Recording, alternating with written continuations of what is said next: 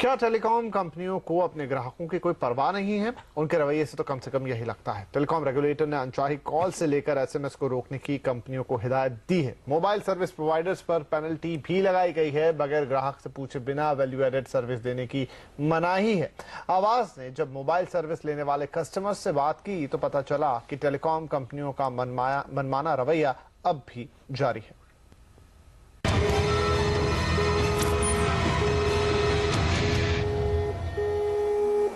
Reliance communications के ग्राहक अनचाहे commercial calls और एसएमएस से जूझ रहे हैं। पिछले एक महीने में कंपनी के खिलाफ 22,000 शिकायतें दर्ज हुई हैं।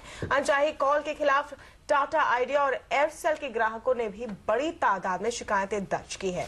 इस पर सख्त रुख दिखाते हुए टेलीकॉम रेगुलेटर ट्राई ने कंपनियों पर पेनल्टी लगानी भी शुरू कर दी है, लेकिन इस कड़ाई का भी असर नहीं दिख रहा है। दिल्ली में मशीनरी ट्रेडिंग का बिजनेस करने वाले अविरल हर दिन दर्जनों अनचाही कॉल और एसएमएस आने से परेशान हो चुके हैं। रिलायंस कम्युनिकेशंस के ग्राहक अविरल ने कंपनी की डू नॉट कॉल लिस्ट और TRAI के कस्टमर प्रेफरेंस पोर्टल पर भी अपना नाम रजिस्टर कराया, लेकिन फायदा नहीं हुआ। रिलायंस कम्युनिकेशंस के कस्टमर केयर और एपेलेट अथॉरिटी को कई बार शिकायत करने के बावजूद अनचाही कॉल बंद नहीं हुई। एक्चुअली मैं रिलायंस का कस्टमर था। मैंने उसमें DND एक्टिवेटेड थी मेरी DND, बट उसके बाद भी मेरे पास SMSs आते थे, कॉल्स आते थे। बट स्टिल अगर हम उस कॉल को रिपोर्ट करना चाहें या SMS को रिपोर्ट करना चाहें, it was not an easy task. अविरल की तरह नोएडा की अलका भी अनचाही कॉल से परेशान है। अपने सर्विस प्रोवाइडर टाटा डोकोमो को उन्होंने कई बार इस बारे में शिकायत करने की कोशिश की, लेकिन नाकाम रही। मैंने अभी ये नया कनेक्शन लिया है टाटा का। इसमें मैंने DND अप्लाई की थी, लेकिन उसमें कॉल फेलियर दिखा रहा है। अब DND अगर मैं एक्टिवेट नहीं रखती हूँ तो किसी भी समय कहीं से भी कैसी भी कॉल आती है। अविरल और अलका की तरह देश भर के 2.5 लाख लोगों ने पिछले 5 महीने में अनचाही कॉल और SMS को लेकर शिकायत दर्ज की है। इन शिकायतों की बढ़ती तादाद को देखकर 22 अगस्त को TRAI ने कंपनियों पर सख्ती दिखाते हुए हर अनचाही कॉल या SMS पर 5,000 रुपए की पेनल्टी लगाने का फैसला किया। इसके बाद शिकायतों में केवल 5% की कमी आई है। सिर्फ रिलायंस कम्युनिकेशंस पर ही 1.25 करोड़ रुपए की पेनल्टी लगाई गई है। इसके बावजूद सितंबर में 40,000 शिकायतें दर्ज हुई, जिनमें से आधी से ज्यादा रिलायंस कम्युनिकेशंस के खिलाफ हैं। जब रिलायंस और दूसरी कंपनियों का पक्ष जानने की कोशिश की गई तो उन्होंने कोई जवाब नहीं दिया। उधर टेलीकॉम कंपनियों के संगठन COAI का कहना है कि ट्राई को टेलीकॉम कंपनियों के बजाय टेलीमार्केटिंग कंपनियों को पकड़ना चाहिए। The principal reason that we are finding is that there are quote-unquote unregistered telemarketers that are constantly getting numbers under various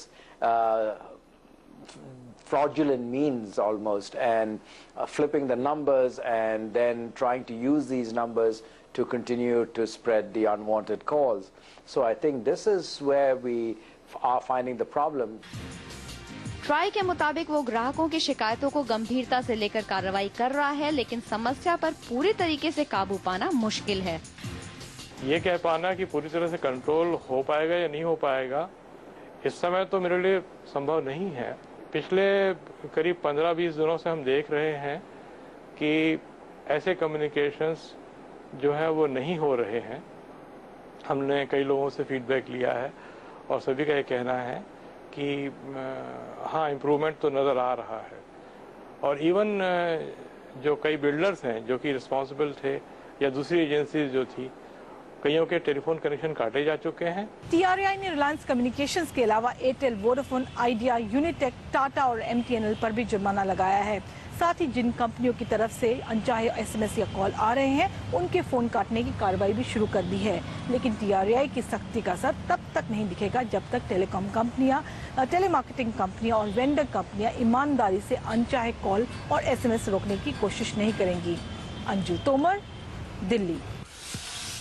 अनचाही call से बचने के लिए ग्राहक 1909 यानी कि 1909 पर कॉल कर सकते हैं या फिर *0 लेकर SMS कर सकते हैं। शिकायत करने के लिए भी इसी नंबर पर अनचाही कॉल या SMS को फॉरवर्ड भी किया जा सकता है। अनचाही SMS के साथ भेजने वाले का फोन नंबर और तारीख देनी जरूरी है। कंपनी को शिकायत पर 7 दिन में कार्रवाई करनी होगी। और कल हम आपको बताएंगे कि किस तरह से टेलीकॉम कंपनियां वैल्यू एडेड सर्विसेज अपनी मर्जी से चालू करके ग्राहकों को चूना लगा रही है। वैल्यू एडेड सर्विस यानी वैस के जबरन एक्टिवेशन ने टेलीकॉम ग्राहकों को परेशान कर दिया है। वैस के अलावा ग्राहकों की बिना मंजूरी लिए डेटा सर्विस के रिन्यूअल से भी प्रीपेड ग्राहक परेशान है। TRAI के नियम के मुताबिक कोई भी कंपनी ग्राहक की मर्जी के बगैर इन सर्विसेज को एक्टिवेट नहीं कर सकती, लेकिन आवाज की पड़ताल में पता चला है कि सिर्फ एक महीने में 5.5 लाख ग्राहकों ने VAS से जुड़ी शिकायतें की हैं।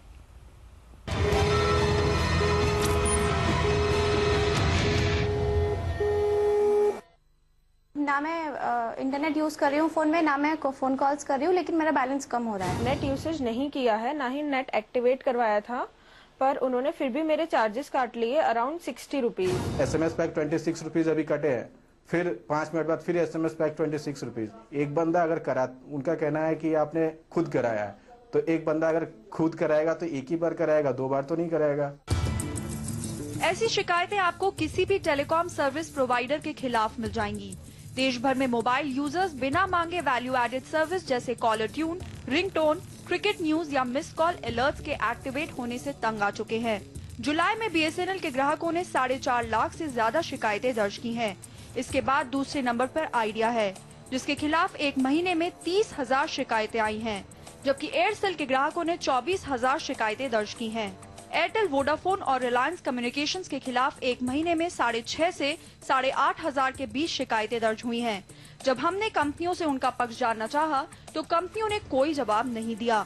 उधर कंपनियों के खिलाफ शिकायतों में ज्यादा फर्क नहीं पड़ा है। दूसरी ओर ट्राई का दावा है कि 10 जुलाई को नया सिस्टम लागू हो चुका है और अब शिकायतों में गिरावट आई है।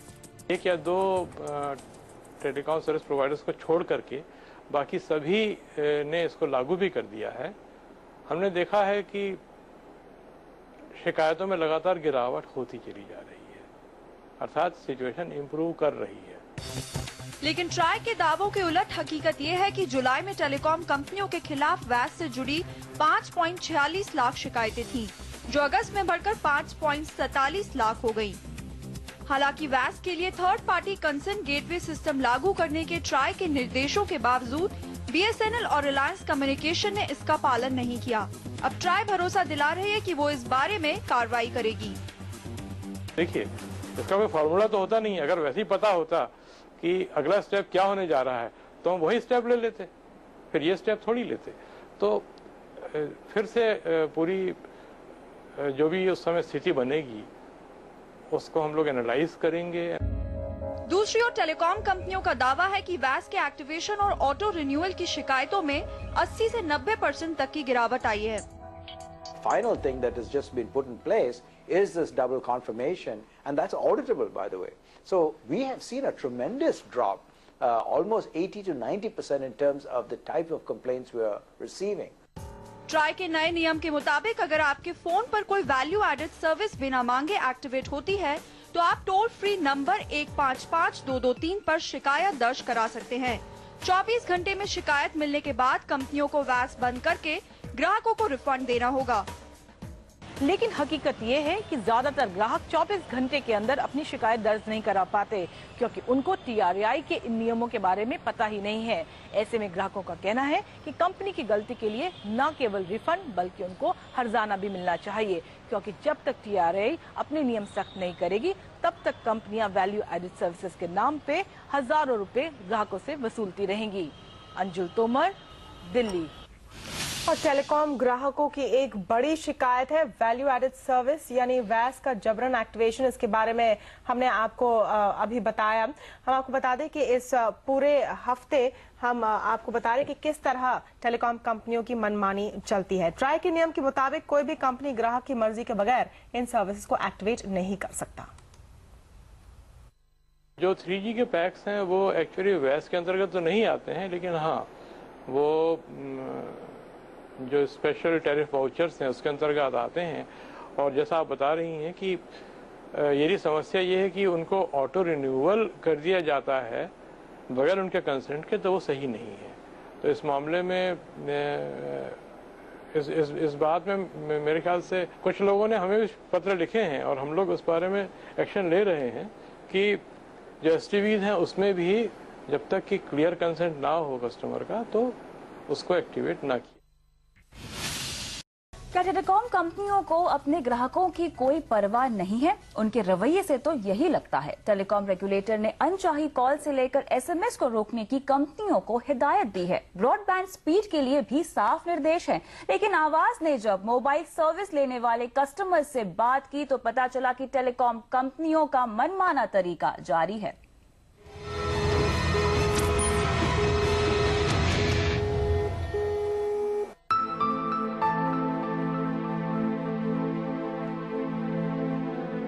दीपक प्रसाद के लिए ब्रॉडबैंड कनेक्शन उनकी लाइफलाइन है।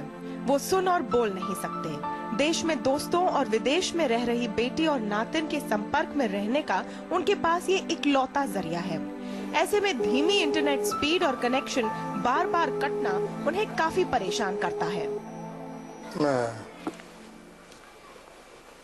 बहुत पैदा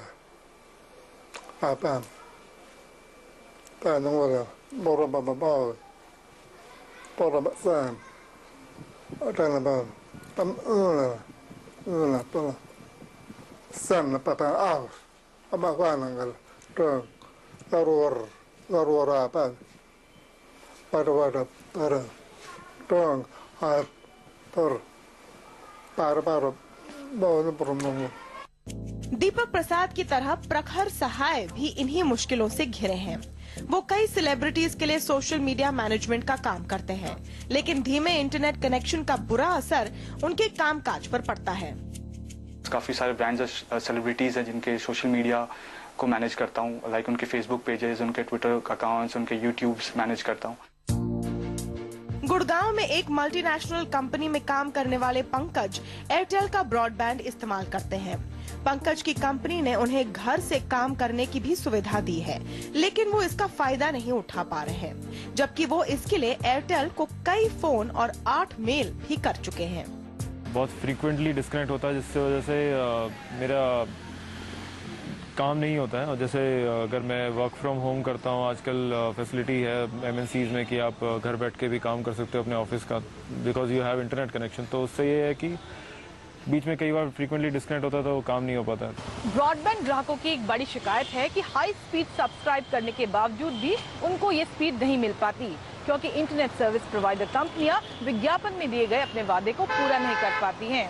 टेलीकॉम विभाग ने 8 अगस्त को एक नोटिफिकेशन जारी कर न्यूनतम ब्रॉडबैंड स्पीड 256 से बढ़ाकर 512 kbps कर दी थी, लेकिन टेलीकॉम कंपनियां अभी भी इस नियम को नहीं मान रही हैं। Internet service providers association of India यानी ISPAI का तर्क इस बारे में अलग ही है। सारा का सारा जो हमारा कंटेंट है, जो हमारे कस्टमर्स, हमारे यूजर्स देख रहे हैं, वो फॉरेन से एक्सेस कर रहे हैं। बैंडविड्थ की कॉस्ट होती है, लेटेंसी होती है। आपका कोई भी कंटेंट अगर मैं यूएस से या कहीं से भी लेके आ रहा हूँ, एक लेटेंसी होती है आपके कंप्यूटर और यूएस के बीच की। जैसे ही आप इस कंटेंट को लोकल होस्टिंग में लेके आ जाती हैं, तो आपकी लेटेंसी घट जाएगी और आपकी स्पीड ऑटोमेटिकली बढ़ जाएगी। उसके लिए आपको 512 256 का कोई कंपल्शन लाने की कोई जरूरत ही नहीं है।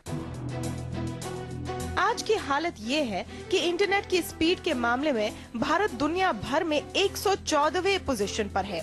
क्वालिटी के स्टैंडर्ड पर खरा नहीं उतरने के लिए टेलीकॉम रेगुलेटर ट्राई ने MTNL, BSNL, तिकोना और सिफी समेत 6 ISPs पर मार्च में करीब 3 लाख रुपए का जुर्माना भी लगाया।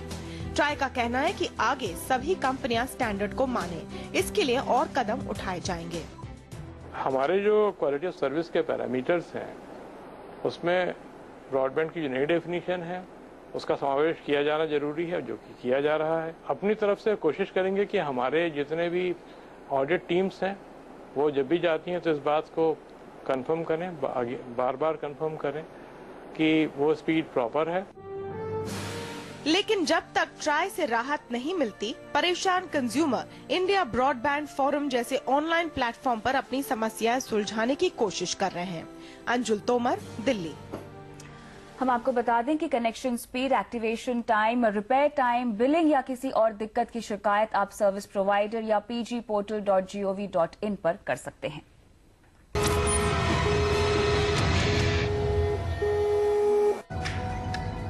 दिल्ली में रहने वाले राजीव थियोडोर को मोबाइल टावर के रेडिएशन की वजह से नींद नहीं आती।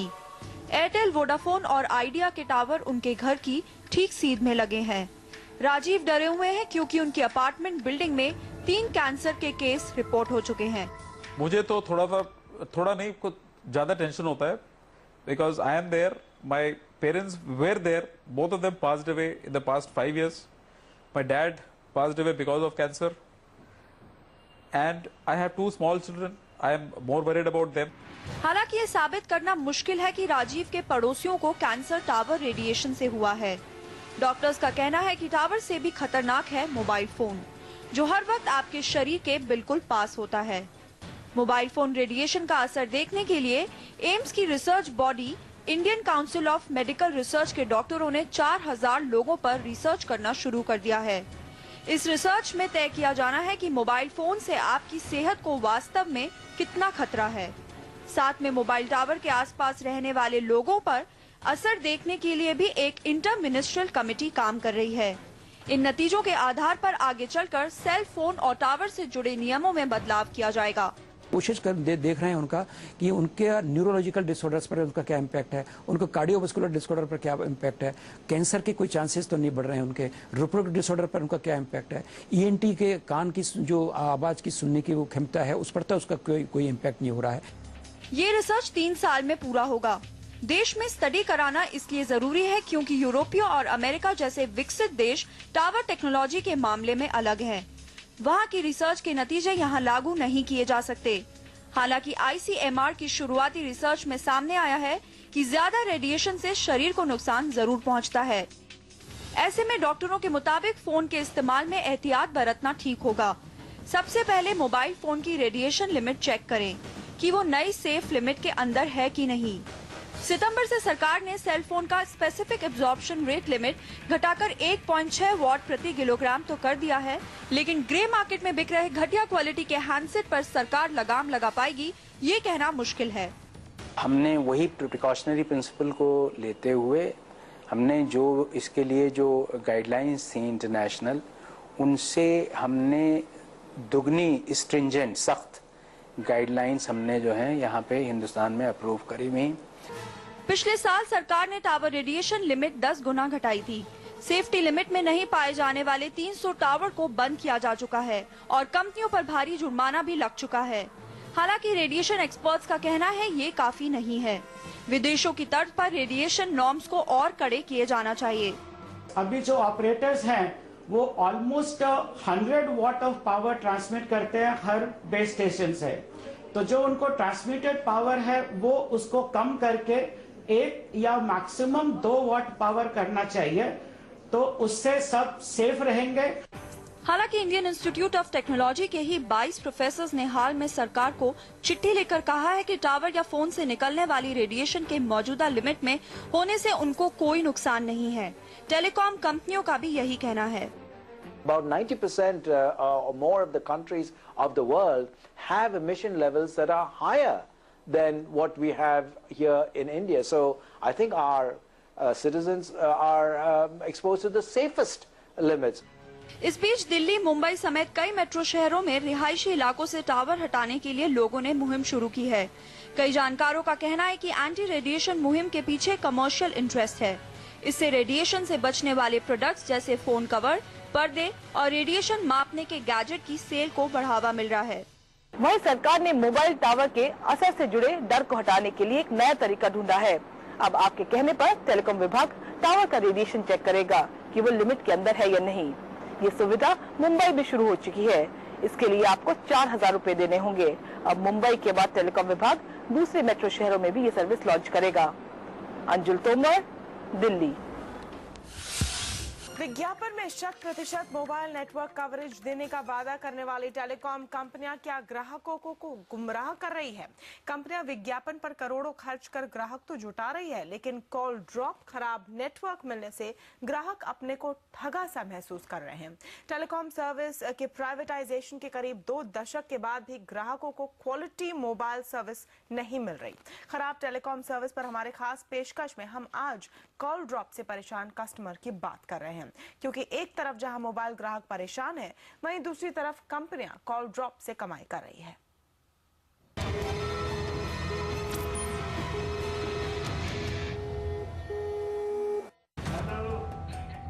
पुणे में रहने वाले Prabhakar Shinde defence account services से रिटायर हैं। शिंदे कई ऑपरेटर बदल चुके हैं। मौजूदा BSNL नेटवर्क पर उनकी महीने में कम से कम 100 कॉल ड्रॉप होती हैं। गार्डन में खड़ा हो गया अभी 2 लाइन बोलते ही फोन कट जाता है, आवाज ठीक से सुनाई नहीं देती। ये सिलसिला 5 साल से चल रहा है। उन्हें उस दिन का इंतजार है जब वो सामान्य तरीके से फोन पर बातचीत कर पाएंगे।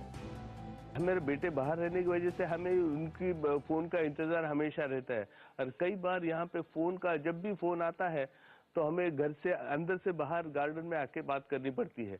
और वो जो बात करते समय फिर वो बेटे तो समय पे बात फोन नहीं करते, कभी रात को करते हैं, कभी सुबह अर्ली इन द मॉर्निंग, कभी लेट नाइट, और जो भी बात होती है हमें गार्डन में आके बात करनी पड़ती है। और जो गार्डन की बात है भाई, कोई पर्सनल हो तो प्राइवेट हो, बस पूरे बिल्डिंग को सुनाई दे। मुंबई के थाने में रेडीमेड कपड़ों का बिजनेस करने वाले अशोक वर्मा ने वोडाफोन के बिना रुकावट सर्विस का विज्ञापन देखकर आइडिया से शिफ्ट किया था। वोडाफोन नेटवर्क 15 दिन के बाद ही फ्लक्चुएट होने लगा। मोबाइल पर हर दिन 15 में से 10 आउटगोइंग कॉल ड्रॉप होती हैं। 10 से 20 सेकेंड में कॉल कटने पर जाहिर है हर बार नई कॉल शुरू करनी पड़ती है, जिसकी वजह से वर्मा का बिल 1000 रुपए की जगह 1500 रुपए तक बढ़ गया है। हालांकि उनकी सबसे बड़ी चिंता कनेक्टिविटी की है। वो अपने ग्राहकों से बात नहीं कर पाते। असर बिजनेस पर पड़ रहा है। शिकायतें अनसुनी हैं। नेटवर्क कभी आता है, कभी बिल्कुल खत्म हो जाता है, कभी कभी ड्यूरिंग द कॉल जो है ना कॉल ड्रॉप हो जाती है। मैक्सिमम कॉल ड्रॉप होती है, वॉइस क्लियरेंस बिल्कुल नहीं होता है और बात करते करते कॉल कट जाती है। सामने वाले कभी कभी नाराज हो जाता है, तो मेरी बात का पूरी नहीं हुई, आपने फोन कट कर दिया। संजय मिश्रा अमर उजाला के दिल्ली ब्यूरो चीफ हैं। दिन में करीब 100 में से 10 से 15 कॉल ड्रॉप होती हैं।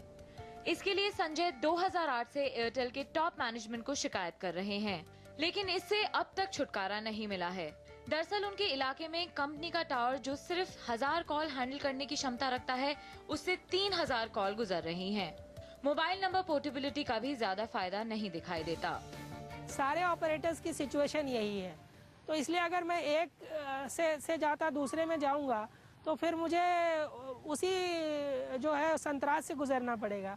तो मुझे लगा है कि चलो एक बड़ा ऑपरेटर है जिसका नेटवर्क पूरे देश में है, इंटरनेशनली भी है, तो मुझे अब जब देश के सबसे बड़े ऑपरेटर के साथ आप हो और वहाँ से आपको अगर बेटर फैसिलिटी नहीं मिल सकती है, तो फिर आप सेकंड थर्ड के पास क्या एक्सपेक्ट करेंगे। और दूसरी ओर टेलीकॉम रेगुलेटर ट्राई को लगता है कि नंबर पोर्टेबिलिटी से कॉल ड्रॉप की मुश्किल से छुटकारा मिल सकता है। कॉल ड्रॉप्स होते हैं क्योंकि टेक्निकली कहीं ना कहीं सिग्नल्स के प्रॉब्लम आते रहते हैं। कई बार वो जो समस्याएं हैं मशीनी तकनीकी खराबी के कारण भी आ सकती हैं। कई बार किसी कोर्ट के ऑर्डर के कारण यदि कोई टावर बंद करना पड़ा, उसके कारण से भी आ सकती हैं। तो ऐसे केसेस में हमने जो प्रावधान उपभोक्ताओं के लिए दिए हैं, एक तो हमने नंबर पोर्टेबिलिटी का प्रावधान दिया हुआ है। There's an arbitrary decision to pull down towers for various reasons, right? What is that doing? That's causing greater holes in coverage, more drop calls, less capacity in the network, and in emergency situations, lots of areas are finding that they can't get through when they need to. Mobile service provider छोटा हो या बड़ा, उनके खिलाफ call drop की शिकायतों का अंबार लगा है। मोबाइल ग्राहक परेशान है, लेकिन कंपनियां कॉल ड्रॉप से कमाई कर रही हैं।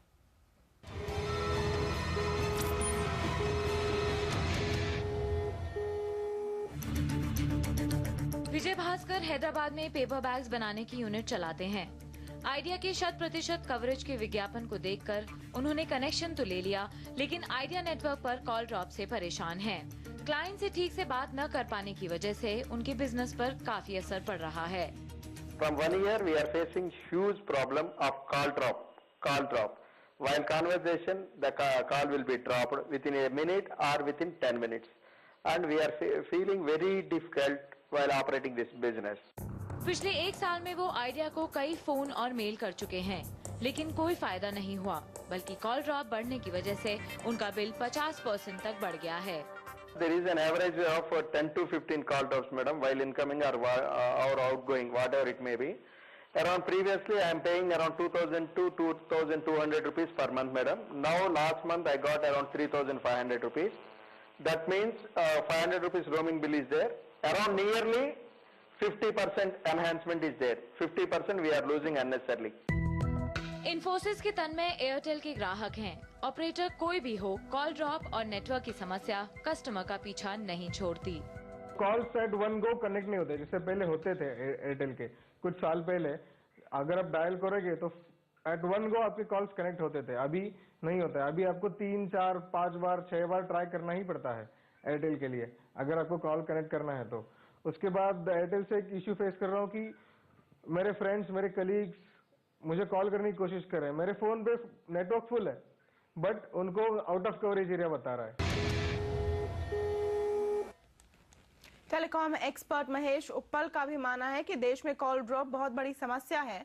कॉल ड्रॉप से ग्राहकों को नुकसान होता है, जबकि कंपनियां फायदे में रहती हैं। कंपनीज को फायदा हो रहा है, इसमें कोई दो राय नहीं हो सकती। यदि आपको एक ही कॉल 1 मिनट की कॉल के लिए 2 कॉल्स के दाम मिल रहे हैं तो जाहिर है आपको फ़ायदा हो ही रहा है। पर जैसे मैंने आपसे बताया, मैं ये नहीं मानता कि कंपनियां जानबूझकर कर रही हैं। ऑपरेटर्स के ऊपर उतना प्रेशर नहीं है इसको चेंज करने का, क्योंकि जो कस्टमर है उसकी ज़्यादातर फोकस जो होता है, उसका जो मेन कंसर्न होता है वो टैरिफ पे होता है कि किसी तरीके से कॉल रेट ना बढ़े। तो वो कई बार इस किस्म की जो उलझनें आती हैं उनको क्या नाम टॉलरेट कर लेते हैं। वो शिकायत नहीं करते, वो एक से दूसरे ऑपरेटर में अपना बिजनेस ले जाने की कोशिश नहीं करते, नंबर पोर्ट नहीं करते। तो इसलिए ऑपरेटर्स को भी ऐसा नहीं लगता कि उनको मार्केट से इतना प्रेशर है। हर जगह मोबाइल नेटवर्क कवरेज देने का वादा करने वाली टेलीकॉम कंपनियों के ग्राहक कॉल ड्रॉप से परेशान है। मोबाइल सर्विस आने के करीब 2 दशक के बाद भी ग्राहकों को क्वालिटी सर्विस नहीं मिल रही है।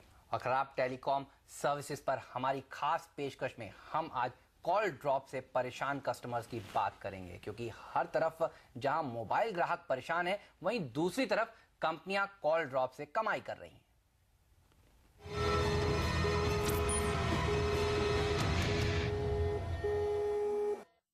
टालम टोल रिस्पांस मिला मेरे को कि बस किसी तरह से कस्टमर को बेवकूफ बनाए जाओ और टालते जाओ। कोई हल नहीं देना, प्रॉब्लम का सोल्यूशन नहीं देना। उनको बोलेंगे कि आप मोबाइल को स्विच ऑफ करो, फिर स्विच ऑन करो। मतलब जैसे वो गांव की अनपढ़ पॉपुलेशन होती है, वैसा उनको कैसे समझा देते लोग, बेवकूफ बना देते पॉलिटिशियन लोग और राज करते रहते, वैसे वो हमको बेवकूफ बनाते। उनको लगता है पूरे इंडिया में ऐसे ही लोग हैं। तो ये डिफिकल्टी हम फेस कर रहे हैं। वो खाली टाल रहे हैं और टालते हैं वो, और पोर्टल पे लिख देंगे कि आपकी प्रॉब्लम सॉल्व हो गई। सेमीकंडक्टर कंपनी यूनिकनेक्ट में सेल्स मैनेजर वीर राघवन भी वोडाफोन से ऐसे ही मामले में दर्जनों शिकायतें और ईमेल कर चुके हैं, लेकिन अब तक कोई हल नहीं निकला है। चेन्नई के वीर राघवन ने वीडियो कॉल के जरिए अपने 1 महीने के बच्चे को देखने और पत्नी से बात करने के लिए वोडाफोन का 3G कनेक्शन लिया था। 6 से 7 महीने के बाद ही खराब नेटवर्क और कॉल ड्रॉप की दिक्कतें शुरू हो गयी। That much frustration and mental agony that I got because of this connection. But when I just call up customer care regularly, they say one thing that even they have to take complaint. They take complaint and resolve. But there's no use of complaints, and just I have a lot of complaint numbers also. I shared with Troy already that I sent a mail that I can show it to everybody. So that's of no use for me. That just simply going on complaining. Service quality को लेकर ग्राहक तो परेशान है, लेकिन आपको जानकर ताज्जुब होगा कि ट्राई के ऑडिट में ज्यादातर कंपनियों की सर्विस क्वालिटी के मापदंड पर सही पाई गई है। कंज्यूमर्स ग्रुप ने ट्राई के डेटा कलेक्शन के तरीके और कंपनियों के ट्राई को दिए जाने वाले डेटा पर सवाल उठाए हैं। आजकल सॉफ्टवेयर मैनेजमेंट बहुत ही इजी तरह से हो सकता है और डेटा को कम्प्लीटली चेंज किया जा सकता है। TRAI के नियमों के मुताबिक 24 घंटे में की गई कॉल्स में से केवल 2% कॉल से ड्रॉप होनी चाहिए। TRAI के ताज़ा ऑडिट आंकड़ों के मुताबिक सभी ऑपरेटर्स इस मापदंड पर खरे उतरे हैं, जबकि नेटवर्क के मामले में 1-2 जगह BSNL, एयरसेल और आइडिया को छोड़कर सभी ऑपरेटर्स सही निकले हैं। वैसे CAG TRAI के क्वालिटी से जुड़े इन मापदंड की विश्वसनीयता पर सवाल उठा चुकी है। CAG ने इसे रिव्यू करने की जरूरत जताई है, लेकिन TRAI का कहना है कि फिलहाल ये मापदंड सही है। अंजुल तोमर, दिल्ली। और जब हमने Airtel, Vodafone, idea, Reliance, Tata से इस सब पर बातचीत करी तो ज्यादातर कंपनियों ने मेल का जवाब ही नहीं दिया। लेकिन वोडाफोन का कहना है कि कस्टमर टैरिफ के पैटर्न में बदलाव, कवरेज लॉस और पीक समय में डिमांड बढ़ने से कॉल ड्रॉप होती हैं। हालांकि कंपनी का कहना है कि कॉल ड्रॉप लिमिट के अंदर है और वो लगातार कवरेज को बेहतर करने का काम जारी रखे होंगे। टेलीकॉम सेक्टर पर हमारी मुहिम जारी है। आज हम बात कर रहे हैं खराब कस्टमर केयर सर्विस के बारे में, जिसमें ज्यादातर कस्टमर नाखुश हैं। शिकायतों के निपटारे के लिए बना ये सिस्टम कस्टमर्स को राहत नहीं दे पा रहा है। कई बार कंपनियां ग्राहक की शिकायत भी दर्ज नहीं करती या फिर बिना सुलझाए ही अपने रिकॉर्ड में शिकायत का निपटारा दिखा देती है। उधर कंज्यूमर कोर्ट भी टेलीकॉम ग्राहकों की सुनवाई नहीं कर रहे हैं।